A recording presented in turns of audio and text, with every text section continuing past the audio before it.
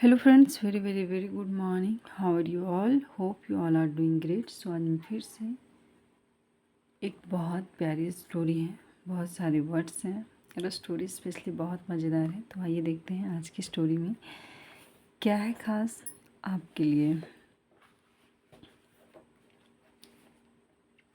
तो देखते हैं, स्टोरी है the farmer and the farm hand. ठीक है, फार्मर यानी किसान और फार्म हैंड किसे बोला गया है? मजदूर। ठीक है, फार्म हैंड किसे जो खेतों में मजदूर काम करते हैं उनके लिए आया है farm hand. Once a farmer consistently advertised to hire hands for his land। एक बार किसान लगातार विज्ञापन कर रहा था टू हायर यानी भर्ती करने के लिए, हैंड्स यानी मजदूर, फॉर हिज लैंड अपनी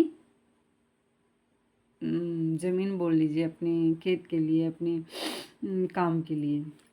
अलोंग द सी कोस्ट, समुद्र तट के साथ साथ भी, मतलब चारों तरफ ढूंढ रहा था। ठीक है, along the sea coast. Most people dread the awful storms that raged across the ocean and denied to work on farm।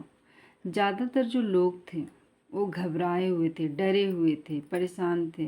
The awful means खतरनाक, है ना, डरावनी, तूफान से। That raised across the ocean, जो उठा करता था कहाँ? ओशियन, समुद्र के चारों तरफ। एंड डिनाइड, और मना कर दिया, टू वर्क, काम करने से, ऑन फार्म। ठीक है, लोग इसलिए डरे हुए थे कि समुद्र तट पे खेत उधर आसपास है और समुद्र तट पे हमेशा खतरनाक तूफान आता है, स्टॉर्म आता है, जो बहुत डरावना होता है। लोग इससे परेशान थे, डरे हुए थे। After a study steam of refusal, लगातार, इसका मीनिंग क्या है? लगातार बहुत सारे, रिफ्यूजल का मतलब होता है निराशा के बाद बहुत सारे, क्या बोल सकते हैं एग्जैक्ट मीनिंग में? बहुत सारे ना होने के बाद रिफ्यूजल होना, मतलब लोगों के पास प्रस्ताव जा रहा है, एक्सेप्ट नहीं कर रहे, कोई रेडी नहीं हो रहे। उसके बाद द फार्मर मेट, मीट का सेकेंड फॉर्म है, फार्मर ने मिला, अ शॉर्ट थीन मैन, किससे? एक छोटा पतला आदमी से। ड्यूरिंग द इंटरव्यू, ठीक है, इंटरव्यू के जब वो भर्ती ले रहा था उसी दौरान। ऑफ द अप्लीकेंट, जितने भी अप्लीकेंट थे, जितने भी लोग इंटरव्यू देने आ रहे थे, उस समय एक पतला और छोटा आदमी से वो मिलता है। द फार्मर आस्क्ड, फार्मर ने पूछा, क्या? Are you a good farm hand, क्या आप एक अच्छे मजदूर हैं? ठीक है। Then the man only replied, तब उस आदमी ने केवल जवाब दिया, I can sleep when the wind blows. लो, क्या बोलता है? आई कैन स्लीप, मैं सो सकता हूँ जब हवा जो है बहती है। Although puzzled by this answer, क्या बोलता है?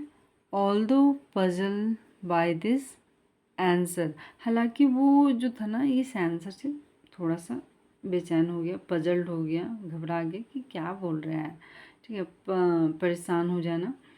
द फार्मर, जो किसान था वो, ठीक है, जब वो उसने आंसर दिया तो थोड़ा सा वो परेशान हो गया। डेस्परेट फॉर हेल्प, लेकिन वो हेल्प लेने के लिए, भर्ती के लिए बेताब था कि हमें कोई भी मिल जाए।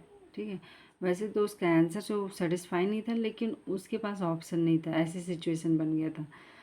हायर्ड हिम, और उसे हायर कर ले कि चलो कोई नहीं तो कोई तो मिल जाए, जैसे बोलते हैं ना, अंधों में काना राजा, वही चीज़ है कि अगर कोई नहीं तो कोई मिल गया। इतना भर्ती करा है लेकिन कोई आ नहीं रहा था, चलो जो मिल गया उसी को रख लेते हैं।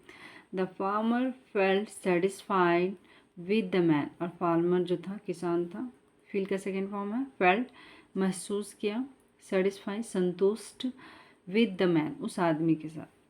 Working from dawn to dusk, working काम करता था, फ्रॉम से, यानी डॉन मीन्स होता है क्या? भोर से डस्क यानी सांझ का जो बेला होता है ना उसे आप डस्क बोलते हैं, गोधूला बेला।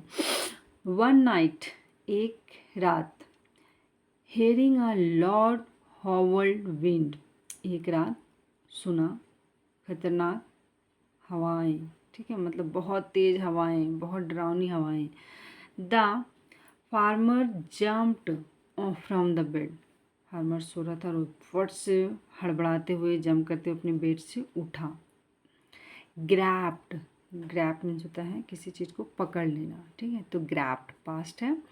अ लैल्टिन, लालटेन क्या होता है ना, जैसे हम सभी जानते हैं गांव में जब हमारे यहाँ बिजली नहीं होती थी तो एक ऐसा इंस्ट्रूमेंट, एक ऐसा ऑब्जेक्ट होता था जिसमें ऑयल डाल के बत्ती डाल के फिर उससे लाइट जलता था, वही चीज़ है। And rushed to wake the farm hand up to tie things down before they blew away. थोड़ा सा सेंटेंस लंबा है, देख लेते हैं। ग्रैप्ड अ लैल्टेन मतलब वो झट से बत्ती को लिया। एंड रस्ट भागा। To wake the farm hand up यानी किसान को जगाने के लिए, फार्म हैंड यानी किसान, वेक यानी जगाना, वेकअप मीन्स होता है जगाना, जगाने के लिए। टू टाई थिंग्स डाउन चीज़ों को बांधने के लिए, नीचे जो हवा बहुत तेज़ है कि चलो चीज़ों को बांध देते हैं, ठीक है। बिफोर दे ब्लो अवे, इससे पहले वो उड़ ना जाए। बट लेकिन ही डिडंट मूव, लेकिन वह हिला तक नहीं। कौन? मजदूर। देखिए, एक्रीमोनियसली, एक्रीमोनियसली मीन्स होता है चिड़चिड़ा होकर, गुस्सा होकर, एंग्री होकर, जैसे चिड़चिड़ा वाला माहौल में, मूड में।